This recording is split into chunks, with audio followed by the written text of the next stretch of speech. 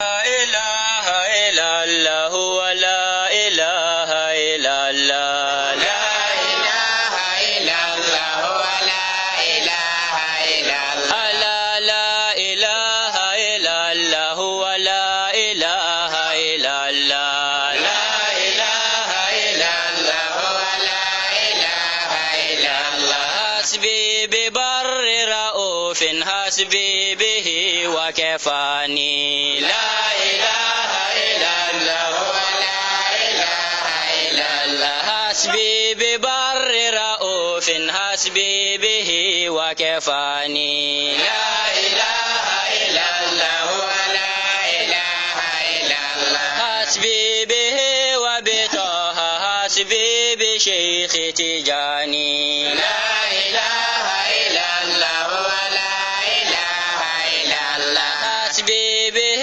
وبطه حسبي بشيخ تجاني لا إله إلا الله ولا إله إلا الله قلبي له ومرامي وقلبي كل آن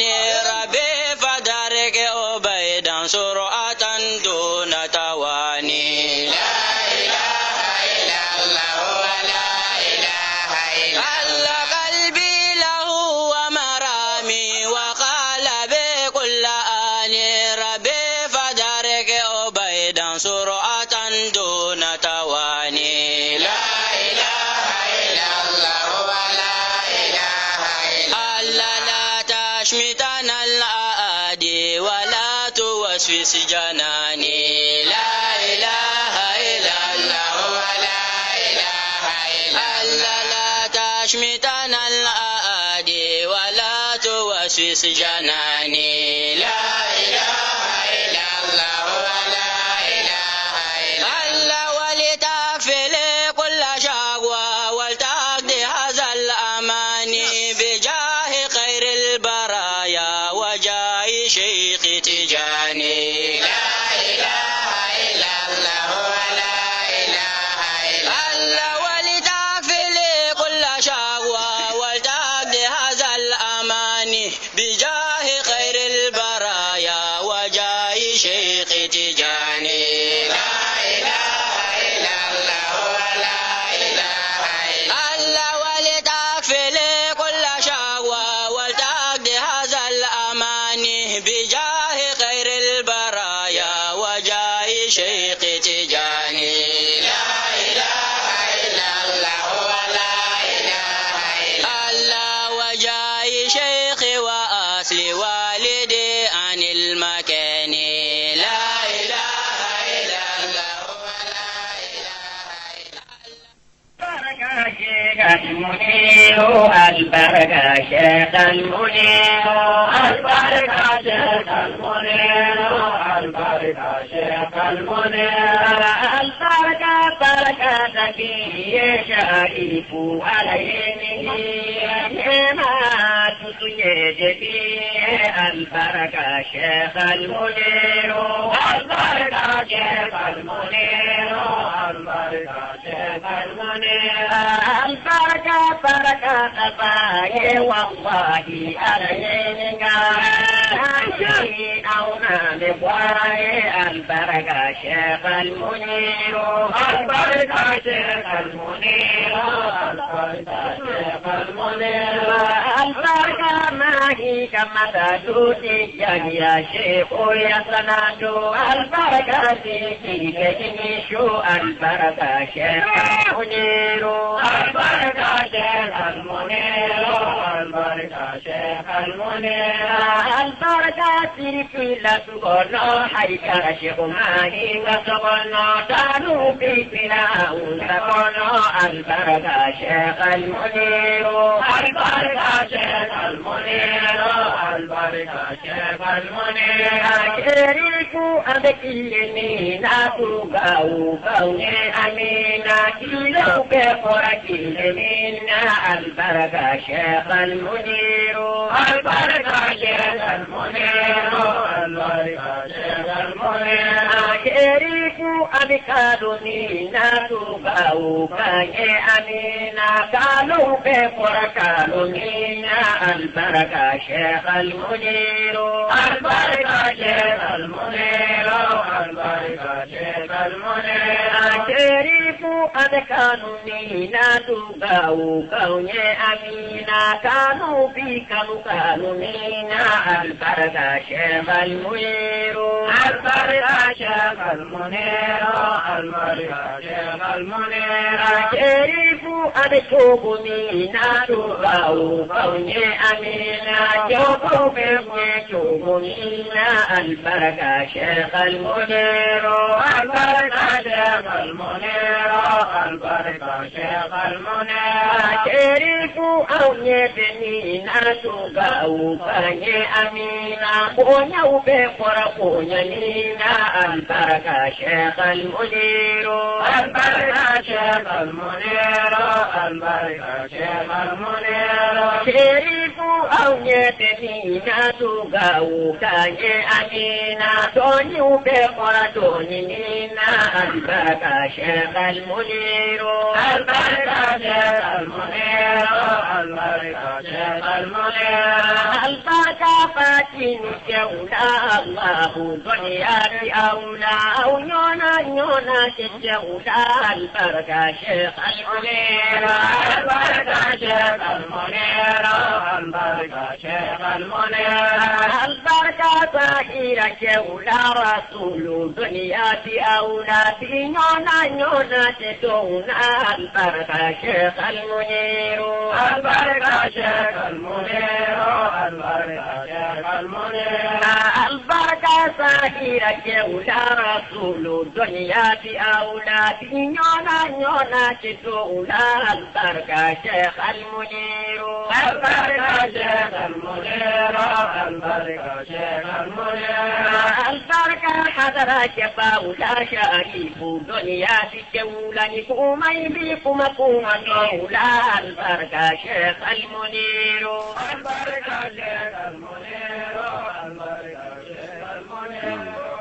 إذا تقلب بارا والله أو بجبالا خليفة إنتي بارا البركة شيخ المنير البركة شيخ المنير البركة شيخ. أعوذ بالله من الشيطان الرجيم. آمين. بسم الله الرحمن الرحيم. آمين. وصل اللهم وسلم وبارك على سيدنا محمد الفاتح لما أغلق. آمين. والخاتم لما سبق. آمين. ناصر الحق بالحق. آمين. والهادي إلى صراطك المستقيم. وعلى آله آمين. حق قدره. آمين. ومقداره العظيم. يا ربي. رب اشرح لي صدري. آمين. ويسر لي أمري. آمين. واحلل عقدة من لساني يفقهوا قولي. يا ربي. رب اشرح لي صدري. آمين. ويسر لي أمري. آمين. واحلل عقدة من لساني يفقهوا قولي. يا ربي. رب اشرح لي صدري. آمين. ويسر لي أمري. آمين. واحلل عقدة من لساني يفقهوا قولي. آمين. آمين. وإن يريدوا أن يخدعوك فإن حسبك الله آمين. هو الذي أيدك بنصره وبالمؤمنين وألف بين قلوبهم. آمين. لو أنفقت ما في الأرض جميعا ما ألفت بين قلوبهم ولكن الله ألف بينهم إنه عزيز حكيم. يا ربي. يا أيها النبي حسبك الله ومن اتبعك من المؤمنين. يا ربي. أمبدا السلام عليكم ورحمة الله وبركاته. وعليكم السلام ورحمة الله تعالى وبركاته. Bamako cena muso yoro surma an yoro jamma anga foli be lame ba kilengilin bela jele ka wala doni halisa an sigira kene minka an bi radio mina radio unité do sobe an bi kene minka ne Sheikh Muhammadul Munir Haidara nyo ka zawiya ka kene na'am min billa se awma radio tiyaniana alamisa sobe lansara mana sele wala da billa se awma sobe ka wala doni ka fo yele mabina do baraina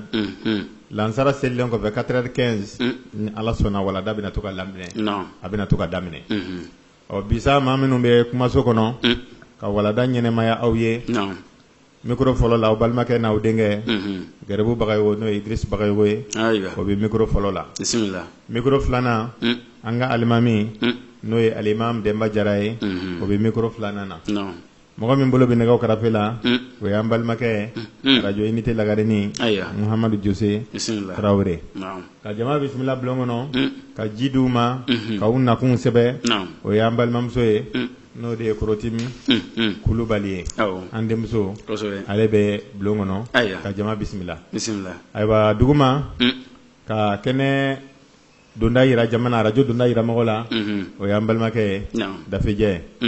Baba Tal Alfuti o kumana ni Ala sɔnna o de bɛna kɛ bi baro ɲɛnɛmaya cogo ye min bɛna alamisa ma hijira san 1436 ani 36 o kumana o jɔmɛnɛ kalo tile 27 nasaraw ka san n'o ye san kalo 11 ye o tile 4 do Tubabukalo tile 27 Tubabukalo ye 27 ye o kuma silamɛ kalo o ye tile 4 ye ni Ala sɔnna baro o cogo de la Ala ka ni sababa bɛɛ Ala ka baro in kuncɛ ko ɲuman d'a ma a k'o kɛ kira kanu kosɔn sallallahu alaihi wasallam wasallim alhamdulillah Bagayogo an bɛ silamɛ bɛɛ lajɛlen fo ka bɛɛ wale ɲuman dɔn fɛn fɛn bɛ k'an lamɛn ni waati in na Sofiya kanubaw ka daminɛ an ka khalifaw la an ka sheku an ka muridu an ka mugadamu an bɛ ninnu bɛɛ lajɛlen fo k'u wale ɲuman dɔn k'a yir'u la k'a fɔ u ka kɛnɛ sigira kɛnɛ mandi kɛnɛ nɔrɔma min bɛ kɛ sababuya ye ka hakilila walawala o kumana an bɛ foli kɛ ka ɲɛsin Ala in b'a bɛɛ lajɛlen ma kɛrɛnkɛrɛnyana an yɛrɛ fɛ Bakɔrɔbabugu la an ye Bakɔrɔbabugu cɛ a n'a muso bɛɛ lajɛlen fo Ba Kulubali ani an yɛrɛ ka karamɔgɔw Mamadu Sogodogo ani Yusufu Mariko ani Musa Manden Sangare ka fara Umaru Sufundera kan an bɛ ninnu bɛɛ lajɛlen fo k'u wale ɲuman dɔn ani Cegenakaw bɛɛ lajɛlen an ka sheku tɔgɔ la bisimila an karamɔgɔ folikan jumɛn b'i fɛ alhamdulillah foli bɛ taa an ka sababu ɲuman ye n'o ye Sheikh Muhammadul Munir Haidara a n'a ka denbaya u sigilen bɛ ka baro lamɛn an b'a ɲini u fɛ u ka dugawu k'an ye o kumana kanubaga bɛɛ lajɛlen yɔrɔ suruma ani yɔrɔ jama olu ye bɛɛ lajɛlen ta ye ayiwa bisimila alhamdulillah Bagayogo an b'an dalateliya ni ka an sen teliya a fɔra an ye ko Bagayogo k'an ka ɲininkali nɔgɔya dɛ awɔ ɲininkali minnu bɛ kɛ dɔgɔkun kɔnɔ ko tiɲɛ yɛrɛ la walada in yɛrɛ bonya ni a karama kama ko tuma dɔw la ɲininkali bɛ caya kosɛbɛ o kuma na ko an ka sin ka don ko o de ka d'u ye lamɛnbaaw kɔni ye wele k'a la kosɛbɛ n b'a dɔn u ye wele se e fana ma dɛ nka an tɛ ɲininkali kelen ta bi taridi an bɛ se ka fila ta an bɛ se ka fila ta ayiwa kelen bɛ ne bolo ko ɲininkali kɛra ko e y'a fɔ i ka kuma kɔnɔna na ko Alakira Muhamadu sallallahu alaihi wasallam ko Abi Hurairata ko a ye dɔnni fila di ale ma ko zahiru k'a ni batinu ko zahiru ye jumɛn ye ko batinu ye jumɛn ye alhamdulillahi rabbil alamin zahiru ti dɔwɛrɛ ye o jama bɛɛ foroba ta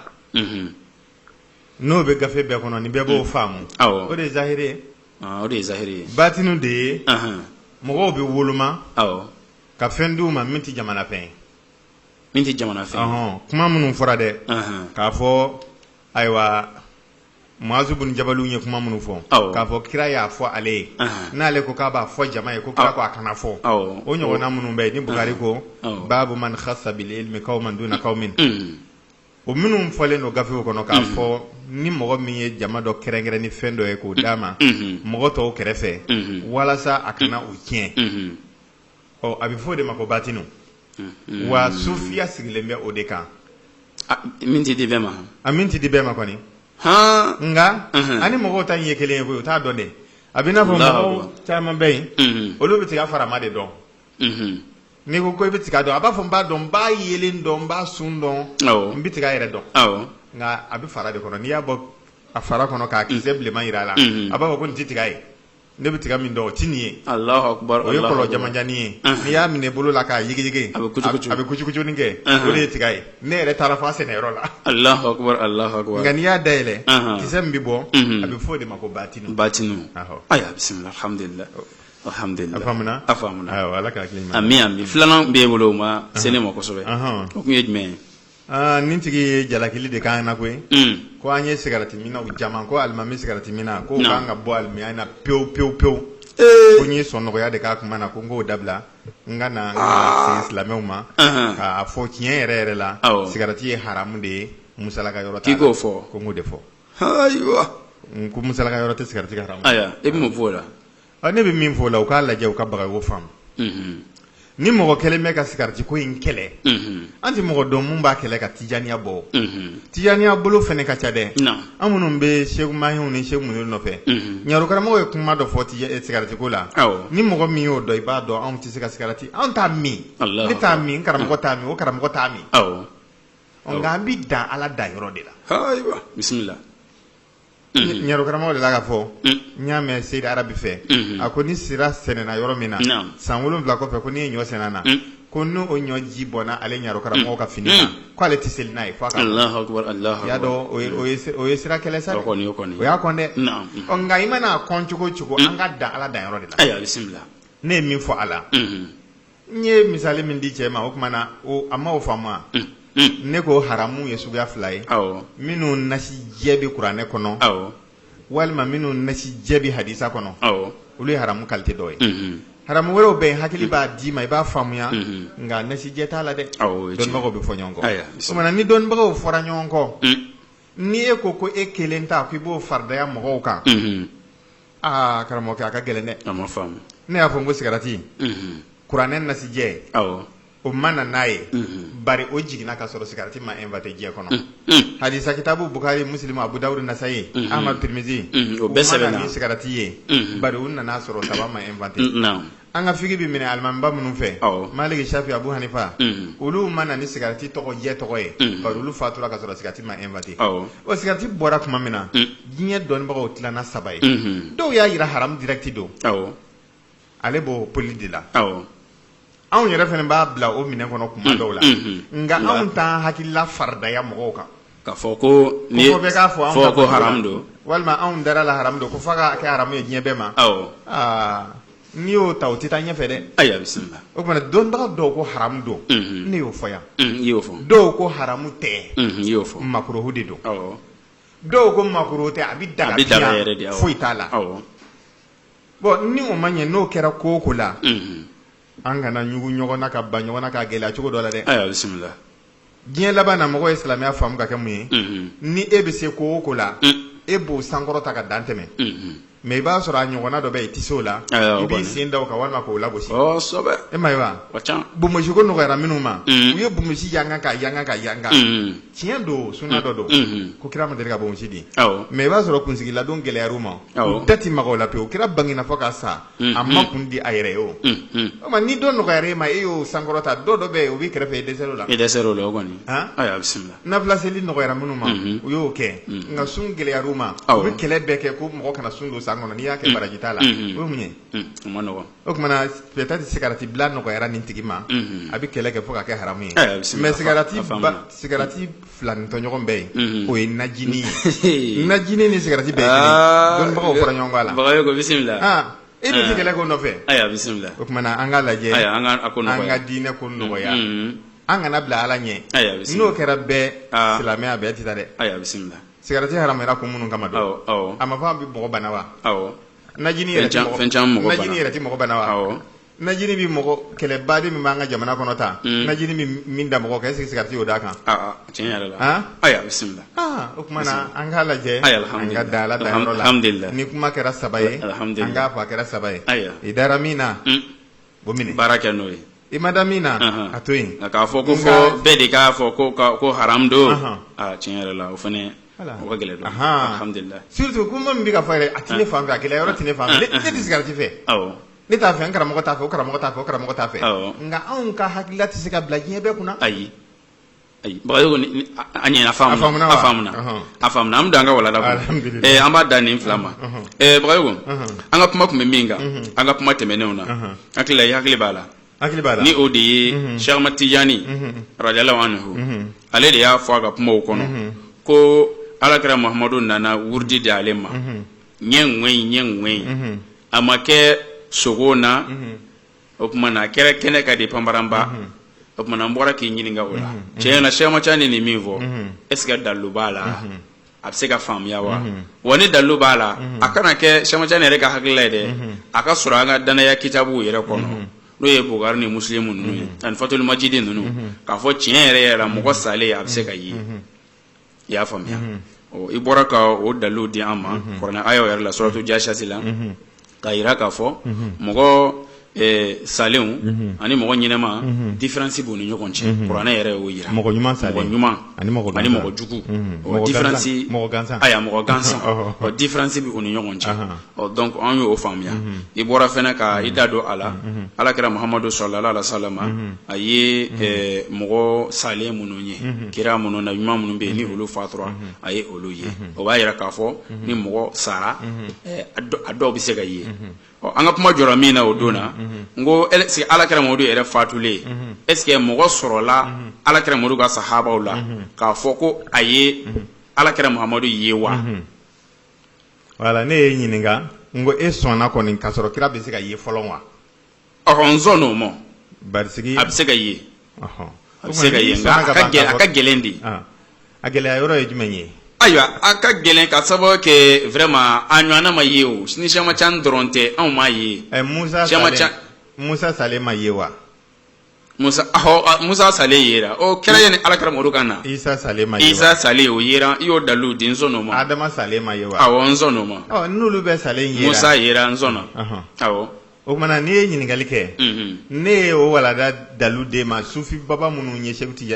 ye alakira ye awɔ i ko n ko n ka sufiw tɔgɔ bila ko i t'o fɛ o kumana n donna i yɛrɛ ka wahabiya kitabu kɔnɔ k'a daminɛ Sawi la sahabaw ye nabi ɲuman kɔrɔ salenw ye cogo min na n y'o ɲɛf'i ye ka taa Ibn Kasir kɔnɔ tabi'unaw ye nabi ɲuman kɔrɔ salenw ye cogo min n y'o ɲɛf'i ye ala ka cibaa yɛrɛ jaati i ko i tɛ sufiw ta jate n ye Seyidina Usmana ta n y'o ɲɛf'i ye a fagadon o ma ban an ka kuma jɔra o de kan ni ye sufiw ta fɔ ne ye a bɛɛ ye hakilila kelen ye o ni ko Cheikh Can ka kitabu kɔnɔ nin bɛ yen Cheikh Abdul Kadiri ye nin fɔ a bɛɛ ye hakilila kelen ye o a ka sɔrɔ a dalilu jɛlen bɛ sɔrɔ sunna kitabu kɔnɔ i y'a faamuya kuma jɔra yɔrɔ min n b'a dɔn n'i bɛ se ka segin kɔfɛ dɔɔni Usmana a ye alakira Muhamadu ye ne ko sogo de tun tɛ wa bon dɔw b'a fɔ ni mɔgɔ banna fɛn na dɔw b'a fɔ ko sogo don dɔw b'o fɔ dɛrɛ nka Sayuti Sheikh Abdurrahman Sayuti min ka kuranɛ bɛ tafsiru b'an bolo n'a bɛ fɔ ko Jalalayni o Jalalayni o ka d'an ye kosɛbɛ yadɔ ka d'a ye o ka d'an ye kuranɛ classement na a bɛ ɲɛfɛ o awɔ Jalalayni ka mabɔ peut-être dakuruɲɛ damadɔ min dɔrɔn n'o tɛ tiɲɛ yɛrɛ la aw sɔnnen do an sɔnnen do Jalalayni an sɔnnen do o Jalalayni tigi dɛ n'i y'a mɛn da la ko Jalalayni o kɔrɔ ye ko cɛ belebele fila Jalaluddin al-Mahali wa Jalaluddin Suyuti o kumana o Suyuti ale ye yadɔ hadisa dɔn na dankɔrɔba de don a ka fani bɛɛ dankɔrɔba don a tilalen kɔfɛ nin fani in bɛɛra tuma min na ka kuranɛ tafsiru bɔ ka caya a ka kuranɛ tafsiru yadɔ Jalalayni ani mɔgɔ dɔ de jɛ don a tilal'o la a tilala ka tafsiru kelen bɔ a danna Durrul Mansur o y'a kelen pe ye ka tila ka kuranɛ yɛrɛ dɔnniw al-Burhan fi ulumil Qur'an al-Itqan fi ulumil Qur'an kuranɛ yɛrɛ dɔnni dɔrɔn a ye kitabu min bɔ o la o ka ca kana don hadisa la ka kitabu min walafi hadisa la k'a ka hadisa kitabu kelen pe bɛ yen Al-Jami Sagir hadisa 30,000 de b'a kɔnɔ hadisa 30,000 Suyuti ka hadisaw hadisa kitabu kelen pe ta de y'o ye dɛ kelen pe ta y'o ye o kumana a y'o bɛɛ kɛ tuma min na ka mantigu ninnu dilan ka usulu dilan hadisa bɛ kɛ kɛnɛma ye yɔrɔ min na a bɛ kɛ dɔyifu yɔrɔ min na a tilalen kɔfɛ o bɛɛ la a yɛlɛmana min ka go mɔgɔw ye ka yɛlɛma jumɛn na sufiya kɛ sufiya an kɛ mais ale ye mun fɔ ale tafsiru la san ale ye mun fɔ ale kira bɛ kɛ yeli na est ce que ale ko sogon don wa tari ihtiyalu sugu dɔ de nana basabu ni mɔgɔ kɔnɔ gɔnna cogoya dɔ la Usmana degunnen a degunnen kun do koyi Usmana bi datugu don min i y'a fɔ mais ka ji tigɛ a la ka dumuni tigɛ a la vraiment a ma nɔgɔya donc ihtiyalu sugu dɔw bɛ yen a bɛna i kunkolo la k'a fɔ n ye alakira ye donc a nana nin kɛ bon Suyuti ye mun fɔ a la Suyuti ko a ko n'i ko sogon don a ko i ye alakira dɔgɔya walima i ye Usmana dɔgɔya a ko nin tɛ sogon ye k'a bɛ fɔ nin de ma ko kɛrama ko n'i y'a kɛ sogon ye ko bɛɛ b'o ɲɔgɔnna ye o mais k'a ye vis-à-vis k'o de ye Usmana ka kɛrama ye k'a ye alakira Muhamadu nana Usmana fɛ yen vis-à-vis ko i ka sɔn o ma ko Usmana ka kɛrama de ye ko n'o tɛ ko n'a kɛra sogon ye k'o tɛ kɛrama ye n sogora ka kira ye bɛɛ tɛ sogo ka kira ye de ya bɛɛ bɛ sogo ka kira ye o tɛ karama ye o Usmana y'a ye vis-à-vis Jalaladini ko i ka sɔn o de ma i ka sogonko in bila pewu ko i vis-à-vis de k'o de ye Alakira ka karama ye o de ye Usmana ka karama ye bari kira tɔw bɔra Adama salen kɔ san 6000 a bɔra a nana baro kɛ Musa fɛ o y'a ka karama de ye Isa salen kɔfɛ a nana kira fɛ yen Yunusaw salen kɔfɛ o bɛɛ lajɛlen nana kira y'u fɔ min bɛ so hakɛ in kan min bɛ ni ɲaamɛ hakɛ kan o y'o bɛɛ fɔ donc ni kira sara ni mɔgɔ si ma deli k'a ye fɔlɔ ni Usmana ko k'a y'a ye kira yɛrɛ ka karama nana ja a kira tɔw bɛ se min na a yɛrɛ bɛ se o la Usmana yɛrɛ fɛnɛ ka bonya nana ko nka n'i y'a bila sogo na ko kira ka bonya t'o kɔnɔ wa Usmana yɛrɛ ka bonya t'o kɔnɔ o ye Jalaladini Sayuti ka kuma ye ale sɔnna a ma ko kɛnɛ kan bon Jalaladini to yen vraiment kana ka Jalaladini kelen ma tɔ minnu fɔra Bukari ma sɔn k'a fɔ su b'i ye wa awɔ k'a b'i ye bon Bukari munna Bukari ma siran o fɔli la de k'a fɔ ko ninnu salen kɔfɛ k'u bɔra o kumana saya tɛ tiɲɛ ya donc n'i y'a ye Bukari sɔnna k'a sɛbɛn a dalen don a la de ko nabi ɲuman su bɛ se ka ye n'i y'a ye Muslimu sɔnna k'a sɛbɛn a dalen don a la ko mɔgɔ ɲuman su bɛ se ka ye n'i y'a ye Ibn Kasir o ye wa bɛɛ ka karamɔgɔ dɔ ye n'i y'a ye o sɔnna k'a sɛbɛn ko Adama salen k'a yera ka tila ka kuma gɛlɛn fɔ ka fara a kan a ko yadɔ hadisa in y'a fɔ n ko hali a bɛ Abubakar Jabirul Jazari ka minhaju Muslim kɔnɔ n'i ye lemaniya bonda lajɛ Musa ni Adama ye baro min kɛ bon Ibn Kasir nana n'o ye kuma min na a nana fɔ ko nin hadisa kelen in ko cɛ o cɛ ko k'i tɛ sɔn nin ma ko e tɛ tiɲɛ ɲini b'a ye fiyewu ko e ye maa kati gɛlɛn de ye Ibn Kasir y'o fɔ ka fara kan ko tiɲɛ na n sɔnna bon Ibn Kasir ko min kɛra san 6000 bi mɔgɔ minnu ni ɲɔgɔn cɛ ɲininkali dɔ de bɛ yan dɛ san 6000 bi an fa Adama ni Musa cɛ o y'a dɔgɔmani ye Ibn Kasir k'o lakalen o i ma dan o lakaleni ma i ma siran mɔgɔw ɲɛ o i bɛ tila k'a fɔ ko ni mɔgɔ ko nin tɛ kɛ k'o tigi yɛrɛ tɛ tiɲɛ ɲinibaa ye k'o ye mɔgɔ kati gɛlɛn ye hakili jumɛn bɛ e yɛrɛ Ibn Kasir kunna de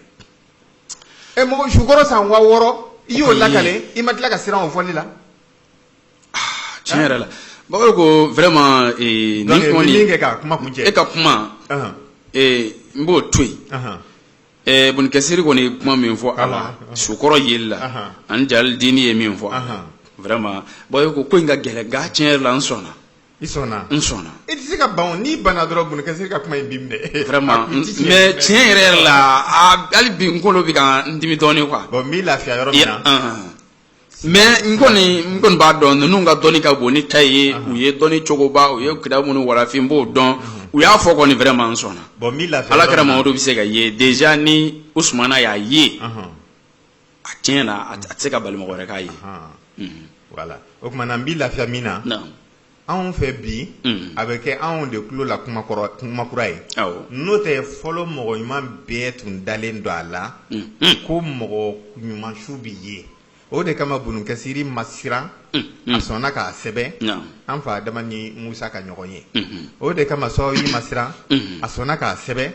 o de kama Ibn Kasir tafsiru fana kɔnɔ a labanna suratu Ghafir kɔnɔna na Ghafir zambi wa kabili tawbi a labanna k'a fɔ u ye Iliyasa ye cogo min na ale ma siran Iliyasa salen ni san cɛ san wa joli don sahabaw y'o ye Bakari ko o tuma na an ka silamɛya yɛrɛ bila pewu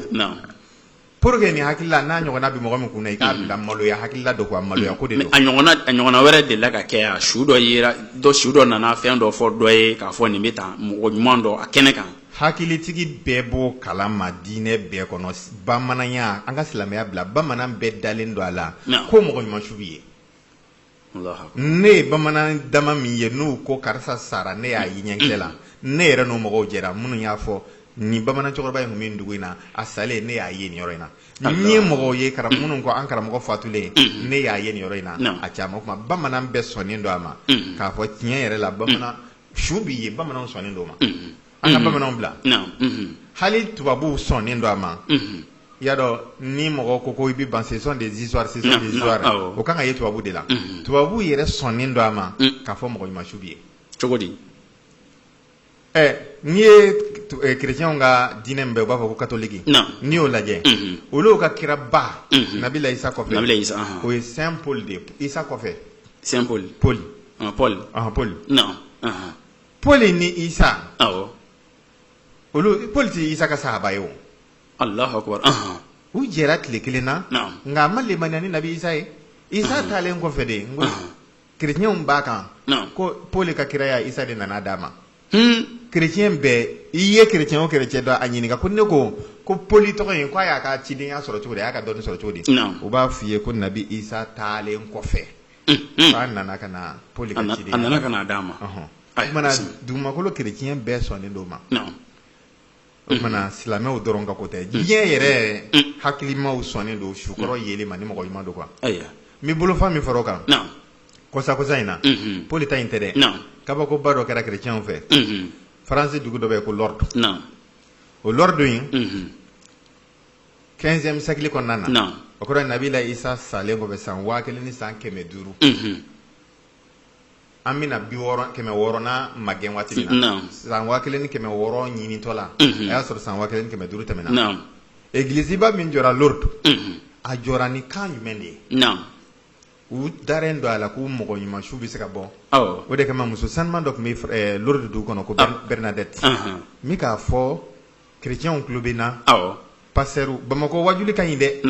n'i bɛ tiɲɛ kelen fɔ n'a fɔ Bamako n'i ye nkalon tigɛ dɔrɔn u b'i minɛ o kumana an bɛ yan diinɛ bɛɛ ɲɛdɔn dankɛrɔbaw de bɛ yan ni wahabiya don a dankɔrɔba bɛ yan ni tijaniya don a dankɔrɔba don yan ni chrétien don a dankɔrɔba bɛ yan ni fɛn o fɛn don a bɛɛ dankɔrɔba de bɛ yan o de kama ni ne bɛ burusi kɔnɔ n bɛ siran kuma dɔw fɔ la u ka n'a fɔ ko duguba kɔnɔ mɔgɔw bɛ na nkalon tigɛ ko a ti ko ala ka nin fɔ Bamako ye mais ni ne bɛ Bamako yan ne bɛ min fɔ nisɔndiyalen don parce que a dɔnbagaw de bɛ yen o kumana Lourdes Bernadette nana ka na bɔ ka jɔ tilegan fɛ ka kule Lourdes dugu kɔnɔ mɔgɔw bɔra ka na ko mun kɛra a ko ni mari sanuman tun bɛ yan nɔ sisan mari sanuman Nabila Isa bamuso a ko de tun bɛ yan sisan a y'a fɔ an ye ko an ka église jɔ yan a sogonna sogon tɛ dɛ kɛnɛ kan ɲɛŋmɛ Nabila Isa ba san 1000 ni 500 kɔfɛ ko nana fɔ ale sisan k'u ka église jɔ yan a ye nin fɔ jɔn ɲɛnɛ Faransi tubabu bilenninw olu min ko ce sont des histoires o ko ni sanu o ba mari sanuma o de bɔra ka kuma fɛ ko ka église jɔ ko a ko bi jɔ dɛ u sɔnna ma u sɔnna o mana Faransi n'a ka tubabuya o dara la ko ni sanuma bamuso Isa ko san 1000 ni 500 ni kɔ jan kɔfɛ ko o bɛ se ka bɔ ka kuma mɔgɔ sanuman fɛ u y'u ka nafolo financer la u y'a jɔ Faransi bi église sanuma si tɛ yen jama bi min hiji ka bato i n'a fɔ Lourdes église ko mun kama ko Isa bamuso de bɔra kɛnɛjalan kan ka kuma mɔgɔw fɛ o tuma na diinɛ ni silamɛ min ko k'i bɛ ni kɛlɛ kɛ a b'i n'a fɔ e b'i ka kira de dɔgɔyala e b'i ka kira de sama yɔrɔ ɲini ka taa diinɛ kɔnɔ diinɛ tɔw tɛmɛna nin kan mɛnna e yɛrɛ sɔnna ko Isa bɛ bɔ o t'e ka kira ye i sɔnna ko Musa bɛ bɔ o t'i ka kira ye i sɔnna ko Yunusa bɛ bɔ o t'i kira ye mais i yɛrɛ ka kira k'o bɛ bɔ i k'o tɛ se ka bɔ o kumana i b'i ka mɔgɔ tɔw ka diinɛ sankɔrɔta i yɛrɛ ka diinɛ kan ka sɔrɔ i t'a kalama ko n sɔnna i sɔnna wa n sɔnna Ala kira Mahamadu a bɛ se ka bɔ a bɛ se ka bɔ a bɔra a bɔra wa ale de y'a di Seku Tijani ma sogon tɛ dɛ nka sisan Bagayogo ɲininkali min bɛ nin kan ni ko n kunkolo bɛ ka n dimi Ala kira Muhammadu sallallahu alaihi wasallam an ka sɔn a bɛ bɔ a bɔra Ala kira Muhammadu a ka sahaba dɔ ye a bɛ se ka bɔ ni Sema Tiani y'a fɔ an bɛ sɔn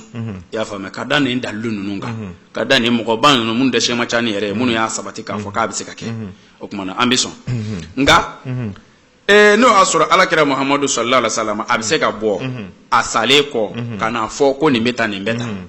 munna fitinɛba min kɛra sahabaw ni ɲɔgɔn cɛ munna a ma bɔ ka na o fitinɛ ɲɛfɔ sahabaw ni ɲɔgɔn cɛ k'a fɔ a ye kɛlɛ dabila nin ta de ye tiɲɛ ye nin ta de ye nkalon ye aw kana nin kɛ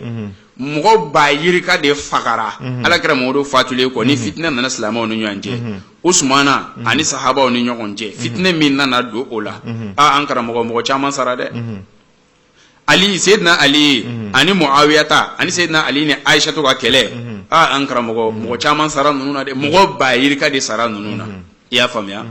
bon munna Ala kira Muhammadu ma na ka na a fɔ silamɛw ye déjà a bɛ se ka bɔ e de ko ten tari di munna ni mankanba in bɛɛ kɛra a ma foyi fɔ a man kunnen don ten fo mɔgɔ silamɛ yɛrɛ dama maa ba yirika de fatura ni fɔɲɔgɔn ninnu na mun n'o ma kɛ alhamdulillahi rabbil alamin an bɛ Ala tanu an bɛ Ala barikada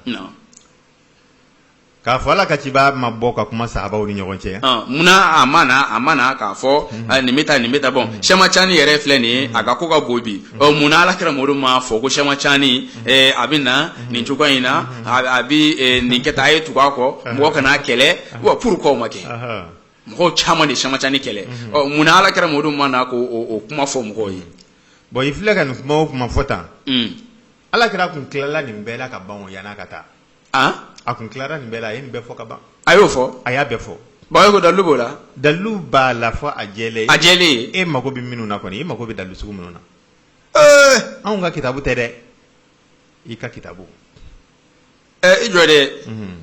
nin mankan ba in bɛɛ kɛra silamɛw ni ɲɔgɔn cɛ ka ɲɔgɔnfan min kɛ Alakira Mamadu ye nin bɛɛ ɲɛfɔ a y'a bɛɛ ɲɛfɔ k'a daminɛ hali anw filɛ yɔrɔ min na sisan a ye ko dɔw fɔ nin waati fɔ diɲɛ wuli hali anw kɔfɛ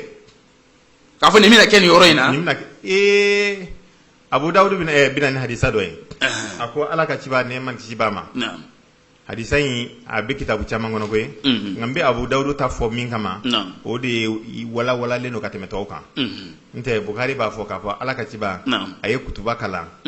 k'a daminɛ sɔgɔma fo ka se wula ma fɛn o fɛn bɛna kɛ diɲɛ latigɛ kɔnɔ a y'a bɛɛ fɔ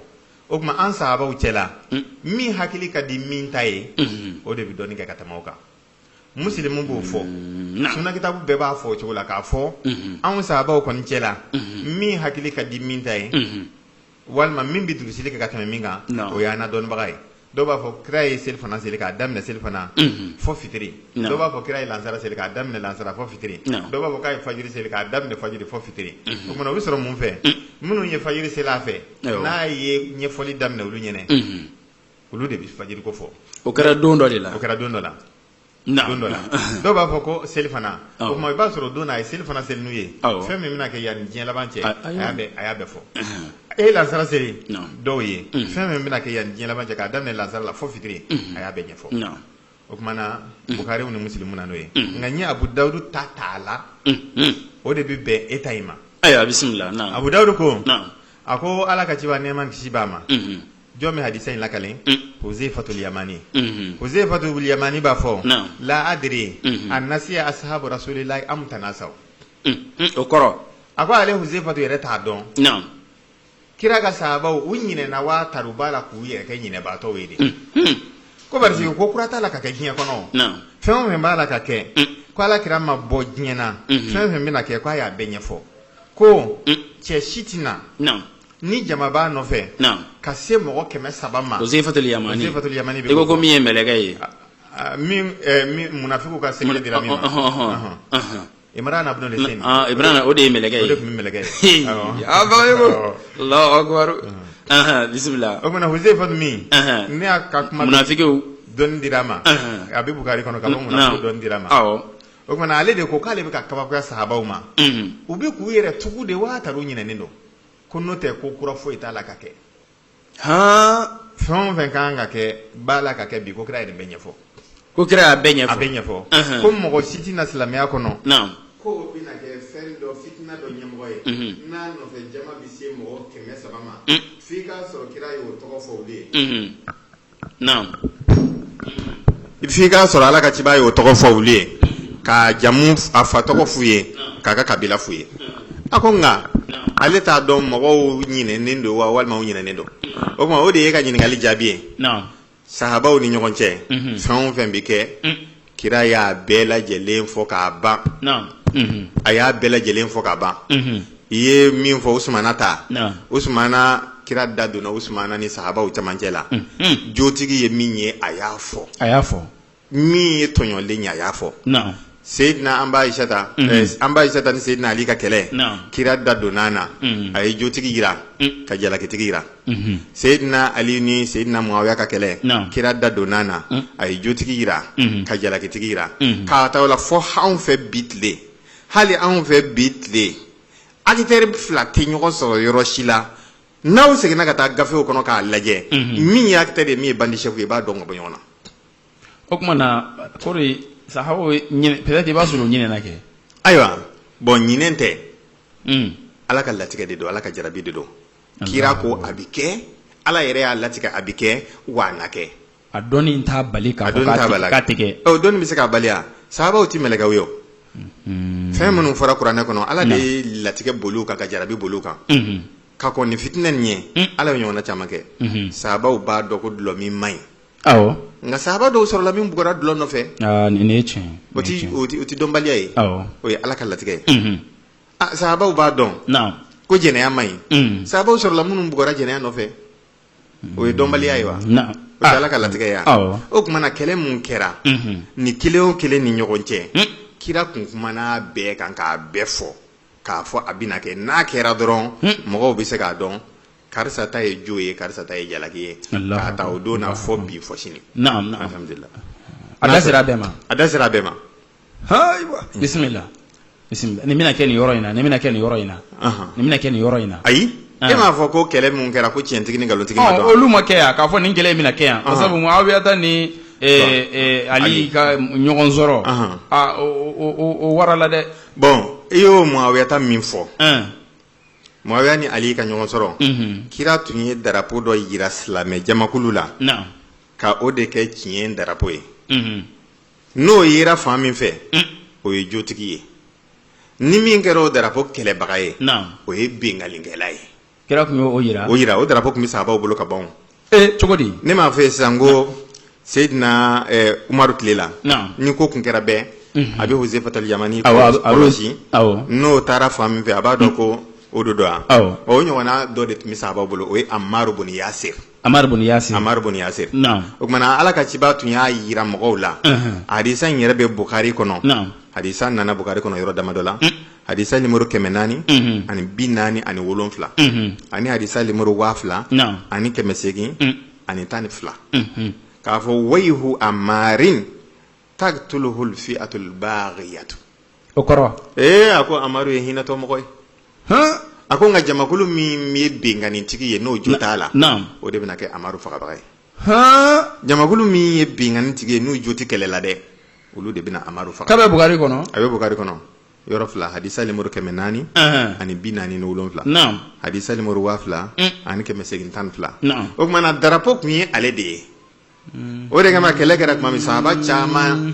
u nana ɲɔgɔn sɔrɔ tuma min na sahaba caman taara kɛlɛ la mais u y'u ka bamuru don u ka foroko kɔnɔ ko an ti tiɲɛtigi dɔn an ti nkalonitigi dɔn fo Amaru ka faga ni min y'a faga o de jo t'a la bari kira y'a yira na o tuma o darapo kun bɛ yen a y'a fɔ o kumana o darapo kun bɛ yen mais kɛlɛ nana kɛ mɔgɔw nana ye Muawiyata de ka jamakulu ye Amaru faga o kumana a dɔnna ko jamakulu min jo t'a la ko ja o de ye Muawiya ka jamakulu ye o kumana ka Amaru balolen to darapo kun bɛ yen tiɲɛ tɛ wa bon ka fara kira ye kuma caman fɔ a ko aliyun ma al-haqqi wal haqqu ma aliyin walan yaftarika a ko Ali wa o de ni tiɲɛ bɛ ɲɔgɔn fɛ tiɲɛ ni Ali bɛ ɲɔgɔn fɛ u ti ɲɔgɔn bila fiyewu Ali mana taa fan o fan tiɲɛ bɛ yen o kun fɔlen don kɔrɔlen man aza aliyan fakad azani o fana kun fɔlen don kɔrɔlen ashkal awwalina wal akhirin a ko diɲɛ mɔgɔ ni laban mɔgɔ min bɛ kɛ Ali sababu ye min b'i faga a kun ka go diɲɛ laban mɔgɔ bɛɛ a kun ka go diɲɛ kun fɔlɔ mɔgɔ bɛɛ o fɔlen don ka bila Aliyu imamul barara wa qatilul fajara mansurun man nasarahu wa maqzulun man qazalahu o kun fɔlen don ka bila o kumana k'a fɔ Aliyu ni mɔgɔ Aliyu bɛ kɛ tiɲɛtigi ye a bɛ kɛ mɔgɔ min b'a kɛlɛ o ka nkalontigiya ninnu bɛɛ lajɛlen kun ye ko dɔnnen nga a darapo belebele kɔni o ye Amaru bun Yasir ta ye bon fɛn min ye Seydina Usmana ta ye kira kun y'o ɲɛfɔ ka ban k'a fɔ Usmana bɛ faga don min na Usmana de ta ye tiɲɛ ye minnu b'a faga u jo t'a la Allahu akbar o kumana o hadisa k'a fɔ ala ka ciba y'a ɲɛfɔ a bɛ Tirmizi kɔnɔ kitabul manakib hadisa numéro 7000 ani 700 ani 8 hadisa in Tirmizi nalen kɔfɛ n'a ye u ko diɲɛ laban hadisa dɔnna min bɛ yen ko Albani o nana n'a ye Sahih Tirmizi kɔnɔ numéro 2000 ani 900 ani 25 k'a fɔ ala ka ciba sigira a ye baro kɛ don dɔ la a ko an ɲɛ bɛ Usmana min na nin ye a ko mɔgɔw bɛna bin Usmana kan k'a faga k'a tɔɲɔ Allahu akbar Allahu akbar. Hadisa laga cogo robin. Ako sahaba ne sare ko fe. Ako fitna bina wuli jamakulu incera. Ako fitna be muya de. Mogo min be kishama. Ako ama no de.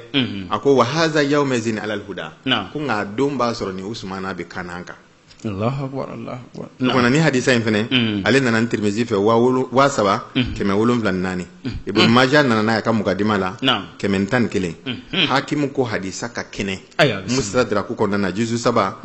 Juzu sabana keme ni konoto. Zahabi ni Tabrani nana nae El Kabir kon nana. Aywa mugani juzu mugani nani furanye keme nani tani nani ani Boakele ani konoto anana noye bismillah okuma iriboya do be yuktalu haza mazluman akwaje bin Usmana mina abina fakado mina obasura alidi tonyo Allahu akbar, Allahu akbar. Usmana ta afora wa mafo afora bon na Usmana ta bla afora ali ta fora Usmana ta fora Muawiya fora c'est vraiment bon Sayyidina Amba Aishata yado ayre bora ka Sayyidina Ali kele abi foko tientigi ni ngalontigi madon kira tunda dona ola ka banko don dɔ la Ala ka ciba sigira a y'a ɲɛfɔ sahaba ye ne kelen kɔfɛ ka musow mara k'u don hijabu la u ti bɔ ka taa kɛnɛ ma a ko nka ne salen kɔfɛ don min na donna mɔgɔ dɔ bi sɔrɔ ne muso la o bi bɔ a ka chambre kɔnɔ ka bɔ a ka dukɛnɛ kɔnɔ ka bɔ a ka dugu kɔnɔ ka yɛlɛ ɲaamɛ bilen kan ka yɛlɛ diɲɛ ɲɛfɛ Allahu akbar, Allahu akbar. Nin kɛra tuma min na an ba Aishata yɛlɛla kɔ kira muso o cɛ salen o ka bɔ a siso kɔnɔ ka bɔ a ka du kɔnɔ ka yɛlɛ ɲaamɛ ka diɲɛ ɲɛfɛ an ba Aishata yɛlɛla kɔ kan kira ko a ma a ko unzuri ya Humaira a ko muso bilenba jateminɛ kɛ fɔlɔ dɛ unzuri jateminɛ kɛ fɔlɔ dɛ kana kɛ yɛlɛ dɛ an ta ko ni anti i t'a jate minɛ fɔlɔ n'a sɔrɔ e yɛrɛ de don wa Allahu akbar Bagayogo a y'o fɔ tuma min na an ba Aishata bi bɔla ka taa cɛ min kɛlɛ n'o ye Sayyidina Ali ye o bɛ kɛnɛ kan a y'o fɔ min kɛ an ba Aishata y'i makun a sɔrɔla k'a fɔ a ko ya Ali iza wulita min amri hashiyan farfik biha a ko Ali ni Ala nana latigɛ n'a ka kotigiya nana don i bolo o kɔrɔ ye n'a nana kɛ i bolo kɔnɔ mɔgɔ ye a ko i ka magari Ala dɛ tiɲɛ yɛrɛ la a fɔra donc Sayyidina Ali ni an ba Aishata de bɛna kɛlɛ olu fila bɛɛ ɲɛ bɛ kɛlɛ kelen kan kira y'a fɔ ko muso in bɛna bɔ ka taa ka diinɛ ɲɛmɔgɔ kɛlɛ ale yɛlɛla muso yɛrɛ ka bɔ ka taa diinɛ ɲɛmɔgɔ nɔfɛ kira ko kana yɛlɛ dɛ e b'a dɔn ne yɛrɛ don wa a ka sɔrɔ k'a fɔ Ali ko Ali ni Ala nana muso in ka ko ɲɛmɔgɔya d'i ma i ka hinɛ a la o kumana a labanna teliya kama hakimu nana ni nin a y'a kɛnɛya juzu sabanan numéro 129 i ko n ka teliya o kumana o ɲɔgɔnna wɛrɛ bɛ yen bazar nana n'a ye a b'u ye minnu nana n'a ye k'a yira k'a fɔ Ala ka ciba k'u ma ko muso dɔ bɛna bɔ o bi yɛlɛ ɲaamɛ kan a bɛ taa se yɔrɔ dɔ la ko haw abo a ko ni muso in sera yen ko ɲaamɛw wulu bi wuli ka wowo ci a la k'u ka farati aw muso a bɛɛ filɛ nin ye a y'aw farati dɛ n salen kɔ muso kana yawala min bi yɛlɛ ɲaamɛ kan ka taa haw abo yɔrɔ la ni wulu bi ci a la a ko a ni bɛna kisi nka a b'a sɔrɔ sɔɔni a ni bɛ to a la a y'aw bilisa kana k'a la o kumana n'o bɛɛ kɛlen ka ban ne ko tiɲɛtigi ni ngalontigima dɔn na a fɔra kira ka bɔ ka mun de fɔ a fɔra bon Sayyidina an ba Aishata yɛrɛ ka kɛlɛkuntigi y'a dɔn muso tɛ kɛ kɛlɛkuntigi a tun ye mɔgɔ mun ta ka bila a ka kɛlɛ ɲɛmɔgɔya la n'o ye Zubair Zubair Sayyidina Ali kanimɛkɛ de o kumana o Zubair don dɔ la ani Ala ka ciba ani Sayyidina Ali u sigilen bɛ Ala ka ciba kumana Zubair fɛ a ko Zubair a ko y'a dɔn kamalen ko ka di ye dɛ a ko Rasulullah a ko ka di ye kɛ silamɛ don ne yɛrɛ silamɛ an bɛɛ ye siya kelen o tɛmɛnen kɔfɛ ne bɛnkɛ yɛrɛ den de don ne bɛnkɛ yɛrɛ den don o ye tiɲɛ ye parce que Abdulmutalib ye den minnu sɔrɔ denmusoma 6 b'a la Zubair bamuso ye Safiyatu b'a la o kumana Zubair ko Ali ye ne bɛnkɛ yɛrɛ den a y'i kanto Ali ma ko Ali ko ni cɛ in ko ka di ye dɛ a ko a ko ka di ye kɛ n tɛnɛmuso yɛrɛ den don Allahu akbar kira ko a ko wa Zubair innaka latukatilu aliyan wa anta lahu zalim a ko bi kɔni aw ka di ɲɔgɔn ye nka don bɛna donna e b'i ka muru ta ka cɛ in kɛlɛ k'a faga cogo ɲini nka a b'a sɔrɔ jo t'i fɛ Allahu akbar Allahu akbar o kuma na e ko ko ala kira ka bɔ ko ka tiɲɛtigi ni tiɲɛtigi kuma yira wa o kuma na an kana sikasika sahabaw yɛrɛ k'olu ka kɛlɛ ko ala ka jarabi don Bukari y'o fɔ a bɛ hadisa numéro 3772 hadisa o numéro 7000 ani 100 hadisa numéro 7000 ani 101 kɛlɛ kɔnɔ Amaru bun Yasir y'o de fɔ a ko ala ka jarabi de binanga o kuma na Cheikh Machan do ala kira o ko fɔ ala ka ciba ye Cheikh Amadu Tijani ko fɔ a y'a ko fɔ n b'a fɛ yani n ka se Cheikh Tijani ma i sɔnna kɔni k'a fɔ kira bɔbaliya dɛsɛ tɛ a kun y'a ko a y'a fɔ ka ban a y'a fɔ n sɔnna a y'a fɔ ka ban a tɛna bilen a y'a fɔ ka ban tiɲɛ yɛrɛ la donc c'est pas la peine a k'a fɔ a bɛ bɔ bilen mais est ce que a ye fɛn fɔ Cheikh Machani ma a ko Cheikh Machani Cheikh Machani bɛ na donc diinɛtigi don a bɛna bɔ nin dugu in na est ce que ala karamɔgɔ y'o fɔ wa o bɛ hadisa la kɛnɛma dalu jɛlen Cheikh Matiyani ko tɛ dɛ Huzaifa ka hadisa ne m'a f'i ye sisan n ko cɛ si tɛna min kɔ jama bɛ se cɛ 300 ma ko ni silamɛw bɛna attaquement kɛ ko kira makuna ko a m'o fɔ wa i ma a y'a ta a tɔgɔ ma k'a n'a fa tɔgɔ da ɲɔgɔn kan walima a y'a ka kabila fɔ a cogo di o tuma na sisan walada in sera walada gɛlɛman yɔrɔ de ma a bɛ dalu d'a ma dɛ Bagayogo yani n ka don walada in kɔnɔ n bɛ ɲɛbila dɔ di jama ma o kɔrɔ o ye jumɛn o k'a faamuya Bagayogo de ka walada sigira bɛn ni kelenya kama tɔw bɛ ɲɔgɔn lagosi ni ɲɔgɔn sabote min na Bagayogo ti o fɛ nka sira a tɛmɛ yɔrɔ ye kulunin min ye n'i ma kulunin yɛlɛ n'a ma ti bɔ dɛ ni kɔ dingɛ de b'i ka sira ɲɛma n'i ma don dingɛ in kɔnɔ a ti bɔ dɛ o tuma na ne bɛna don nin yɔrɔ in na sira de don n'o tɛ nin yɔrɔ man di ne bisimila dalu d'an ma Bagayogo ayi yani n kana dalu la silamɛw kɛlen bɛ ka ɲɔgɔn lagosi ni ɲɔgɔn sabote min daminɛ o ti ne ka ko ye bisimila bɛɛ ka faamu tariku do Bagayogo siran tɛ jitɔya tɛ ayiwa bisimila n mago bɛ silamɛw ka bɛn ni kelenya na n ka seku n'o ye Seku Muniru Hayidara ye a mako b'o de la bisimila k'a fɔ Cheikh Tijani alakira y'a fɔ a m'a fɔ a y'a fɔ a y'a fɔ Cheikh Tijani ni min yi ɲɔgɔn attaqué n bɛ da don na walasa mɔgɔw ka tiɲɛ dɔn puisque kitabu de bɔlen don Bamakɔ kɔnɔ yan Cheikh Tijani tɔgɔ b'a kɔnɔ diinɛ taabolo minnu ye filibanciw ye a b'a kɔnɔ Cheikh Tijani tɔgɔ b'a kɔnɔ kitabu kelen tɛ fila tɛ dɔ bɛ yen Cheikh Tijani b'a kɔnɔ Cheikh Hamala ninnu b'a kɔnɔ Cheikh Ibrahim Niasse ninnu b'a kɔnɔ dɔ bɛ yen nɔ Cheikh Tijani ni Abdul Kadir de b'a kɔnɔ o de b'a la ka kalan Mali fɛnw bɛɛ la lycée bɛɛ la o kumana ni denmisɛnnin 10,000 b'a la ka lamɔ ni nkalon min ye n'i ma o nkalon in fɔ i ko n ti kɛlɛ fɛ n ti kɛlɛ fɛ joli dun tɛ suma nɛn kan a tɛna ɲɛ ayiwa bisimila o kumana n bɛna da don na nka ni mɔgɔ min bɛ yen ni kan tala ka surun i la i k'an ka émission yɛrɛ piqué ni Elhaji Mahamudu Diko ka surun i la i ka taa d'a ma ko salo u taara ka taa plainte di a ma ko Bagayogo ye fitinɛ kuma fɔ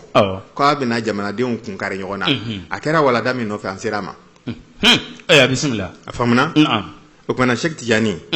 kira kuma n'a kan cogo min na n bɛ a fɔ walasa mɔgɔw k'a faamu minnu bɛ hali bi n'i taara Mali lycéew la mɔgɔ bayirika de b'a la ka anw ka kafiriya kalan ayiwa bisimila ne y'a kuma fɔ salon programme ma yɛlɛma hali sini radiow la fɛn dɔ bɛ yen nɔ Ahmadiyya b'a ka émission kɛ k'a yira olu dɔrɔn de bɛ tiɲɛ nka mɔgɔ tɔw bɛɛ fililen don nɔrɔ ti diinɛ taabolo si la n'olu ta tɛ nka ne t'o kɛ wa bɛɛ b'u ka émission kɛ dimanche o dimanche u bɛ sekuw ta u tɔgɔ ma u bɛ mɔlidukɛlaw ta kuma dɔw la u bɛ fanɛniw bɛɛ kɛ ne ti o kɛ wa n ti ta sara mɔgɔ la nka da sera yɔrɔ min ma k'a tiɲɛ yira o de don Bagayogo an ka kuma de sera a ma yalima alakira Muhamadu Cheikh Tijani ne y'a fɔ n ko acteur 2 tɛ ɲɔgɔn attaqué kɛnɛ kelen si kan ni bandi chef ni a sɔrɔ kira ma kuma ka bandi chef yira ka acteur yira Cheikh Tijani a fɛnɛ acteur de o mɔgɔ million hakɛ min b'a kɔ bi o ka ca wa a bɔra tuma min na minnu y'a attaqué olu ye ala ɲininaw de ye Cheikh Tijani yɛrɛ ala ɲinina ye o kuma kira tun tɛ se ka daje n'a ma fɛn fɔ o yɔrɔ la bisimila jamakulu minnu bɛ ka Sheikh Tijani nangaru bi k'an kɛ kafiri ye k'an kɛ bidaya mɔgɔ ye o da ti maloya o ti sameya olu ka jamakulu an b'a dɔn u b'a fɔ ko wahabiya bon ala ye o de kɛ jarabi ye o ni Sheikh Tijani bɛnna u ka ɲɛmɔgɔ o ye Muhammad ibn Abdul Wahhab an Cheikh Tijani bɛnna tile kelen na Allahu akbar ala labana ka sinaya yɛrɛ bila u ni ɲɔgɔn cɛ fɛn kelen bɛɛ la ale bi wele da ka taa la ilaha illallah de ma n'o ye tawhid ye Sheikh Tijani fɛnɛ bi wele da ka taa o la ilaha illallah kelen pewu de ma Allahu akbar na'am mais Sheikh Tijani ko la ilaha illallah foyi ma foyi kɛ foyi ti foyi kɛ foyi tɛna se ka foyi kɛ fɔ ala ninnu fɛnɛ ko la ilaha illallah fɛn bɛɛ kana siran foyi ɲɛ fɔ ala kana foyi kanu fɔ ala kana i jigi sɛmɛ foyi la fɔ ala kana foyi wele fɔ ala o ma ɲɔgɔn sinaya wa bɛɛ bi fɛn kelen nɔfɛ mais tiɲɛtigi ye jɔn ye o fila la aya bismillah ninnu fɛnɛ ko Sheikh Tijani ko Muhammadu Rasulullah ko ala kira an ka ala kira kanu an ka bonya ka tɛmɛ fɛn bɛɛ kan ninnu fɛnɛ ko ala kira de an ka kanu an ka ladege a ma fɛn o fɛn kɛ mɔgɔ si kan'o kɛ u ma ɲɔgɔn sinaya ye wa ye ɲɔgɔn sinaya o kumana u ka mɔgɔninfinya bɛɛ ye sinaya de ye mais an bɛna an da don a la walasa mɔgɔw ka se k'a dɔn Sheikh Tijani ti kafiri ye kira ye min fɔ a kan ani min y'a fadenya kira ye min fɔ o kan mɔgɔw bɛ se ka tiɲɛtigi dɔn a ko di ale cɛ in fadenya ba ni Sheikh Tijani tɛ fɛn bɛɛ la la ilaha illallah ko u ye ɲɔgɔn sama o nɔfɛ tiɲɛtigi ni nkalontigima dɔn Muhammadu Rasulullah ko u ye ɲɔgɔn sama o nɔfɛ tiɲɛtigi ni nkalontigima dɔn kabini o ye denmisɛnman yɛrɛ olu ka ko bɛɛ ye fadenya de ye Muhammad ibn Abdul Wahhab a fa tun ye karamɔgɔba de ye Sheikh Tijani yɛrɛ fa tun ye karamɔgɔba ye u ye ɲɔgɔn fadenya Muhammad ibn Abdul Wahhab ye kuranɛ durusi ka bɛn san 10 ma Sheikh Tijani y'a durusi ka bɛn san 7 ma fadenya ma na tiɲɛ yɛrɛ la o ka jan fadenya nana Muhammad ibn Abdul Wahhab wulila ka dɔnni ɲini wala ma bala ka su daho san 30 tɛmɛnen kɔfɛ dɔnni sɔrɔlen kɔfɛ a taara ka taa installer jamana min kan k'a yira mɔgɔw la a ye na an ka ala ko kɛcogo ɲuman yira a la faama min tun bɛ o jamanatigi o y'a gɛn ka bɔ a ka dugu la k'a kɛlɛ ka tɔɔrɔ bɛɛ d'a kan f'a ta tɛ ala ko ye Allahu akbar Sheikh Tijani fɛnɛ si sera o si kelen ma faama min fɛnɛ kun bɛnna o dugu ma Sheikh Tijani ka dugu ma a taara ɲini k'a bɛ sigi yɔrɔ min o faama fɛnɛ Sheikh Tijani gɛn f'a ta tɛ ala ko ye bisimila u ka kow ka surun ɲɔgɔn na u ka kow ka surun ɲɔgɔn na nka différence bi u ni ɲɔgɔn cɛ cogo di Sheikh Tijani ye kuranɛ durusi san 7 cɛkɔrɔba in y'a durusi san 30 san 10 différence dɔɔni bɛ dɔnni sɔrɔlen kɔfɛ nin ni faamaw bilala ɲɔgɔn na kan jumɛn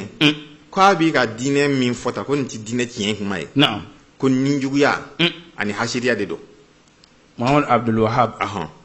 k'a bɛ ka maaw bila diinɛ sira min kan ko ninjuguya ni hasida de u y'a kɛlɛ o de la kama k'a mangoya fu ka sɔrɔ a b'a ka ala nɔfɛ Sheikh Tijani ka mɔgɔw fana y'a kɛlɛ k'a fɛrɛ min na ko ala ko tɛ ko hinɛ dantɛmɛ ni makari dantɛmɛ k'a bɛ politiki de la ka mɔgɔw dusukun sama walasa u ka k'a fɛ Allahu akbar donc faamaw y'u bɛɛ kɛlɛ mais u kɛlɛ ko fana kɛra sina ye bilen ko dɔ in ta ye ninjuguya ye ko dɔ in ta ye hinɛ dantɛmɛ naam bisimila u nana sigi fɛnɛ Muhammad ibn Abdul Wahhab sigira kɔrɔn fɛ de Sheikh Tijani sigira tilebi fɛ de jamana kelen yan ayi diɲɛ tilanw ni ɲɔgɔn cɛ bon ala nana u bɛɛ dɛmɛ Sheikh Tijani sara ka fɛn dɔ to a kɔfɛ Muhammad ibn Abdul Wahhab yɛrɛ sara ka fɛn dɔ to a kɔfɛ o ye mun ye Muhammad ibn Abdul Wahhab ale yɛlɛnna so de ka muru b'a bolo a ye n'an ka diinɛ tiɲɛ yira aw la ala kira ka taa Sheikh Tijani ma yɛlɛ so kan a ma muru ta a taara i sigi a ka soju de la ka datugu a da la ko mɔgɔw ka na ale bɛ ala yira u la dɔ bɛ soju la dɔ bɛ so sanfɛ u ma ɲɔgɔn sinaya nka ala nana kɛ bɛɛ ka muradu ɲɛna Muhammad ibn Abdul Wahhab sara a ye fɛn dɔ to a kɔfɛ o ye gouvernement ye olu b'a la ka baara kɛ ni kuranɛ kɛnɛkanda ye Sheikh Tijani yɛrɛ sara a ye fɛn dɔ to a kɔfɛ o ye zawiya ye olu b'a la ka labato nka ninnu n'i ko tiɲɛtigi ni nkalontigi ma dɔn ko ka tiɲɛtigi ɲini a na Hosea fɔta dun y'a fɔ ko mɔgɔ mɔgɔ ka jama bi mɔgɔ 30 bɔ o ye mɔgɔ 100 bɔ o kira kumana kan o kumana kira kun ye mun fɔ Muhammad ibn Abdul Wahhab ka ko la an k'o ɲini a ye mun fɔ Sheikh Tijani ko la an k'o ɲini a kuma b'o de nɔfɛ an ka sɔrɔ ka taa ɲininkali wɛrɛ kɔnɔ voilà o kumana ninnu fila yɛrɛ Hosea fɔta ko illa samahu lana rasulullah bismihi wasmi ummihi wasmi kabilati ko kira b'a fɔ a yɛrɛ tɔgɔ a fa tɔgɔ